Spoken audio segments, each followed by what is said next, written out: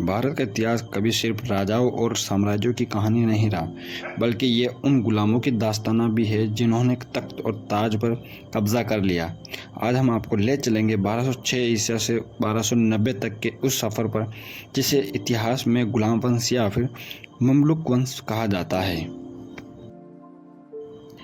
कुतुबुद्दीन ऐबक 1206 से 1210।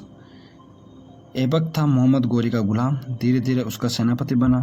फिर गोरी की मौत हुई 1206 के बाद दिल्ली की गद्दी पर मिली। उससे लकबख्श कहा गया दानशीलता के कारण। कुतुब मीनार की नींव डाली। लाहौर में चौगान खेलते समय यानी पोलो खेलते समय घोड़ से गिरकर मौत हो गई। नरेशन क्या कहता है? ऐबक एक गुलाम से सुल्तान बन गया, लेकिन उसका शासन छोटा रहा। फिर आराम शाह 1210 से 1211 ईस्वी तक, क्योंकि ऐबक का बेटा था, कमज़ोर था और दरबारियों ने इसे हटा दिया था। दिल्ली सल्तनत को एक मजबूत हाथ चाहिए था और वो आया इल्तुतमिश के रूप में। इल्तुतमिश 1211 से 1236 ईस्वी तक ऐबक का दामाद था। दिल्ली को असली सल्तनत बनाया। सोने चांदी के सिक्के, टका और चीटल चलाए। तुर्क 40 अमीरों की मंडली बनाई। मुगलों से सुरक्षा की। रणथंबोर, मालवा, बंगाल पर विजय प्राप्त की। 1229 में बगदाद के खलीफा से सुल्तान आजम की मान्यता मिली। मरते समय अपनी बेटी रजिया को उत्तराधिकारी बनाया।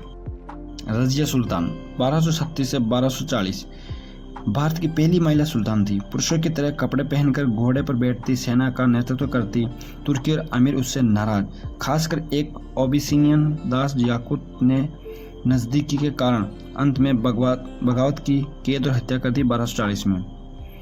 इतिहास ने रजिया को न केवल एक सुल्तान के रूप में याद रखा, बल्कि महिलाओं के संघर्ष की एक मिसाल के तौर पर भी रखा।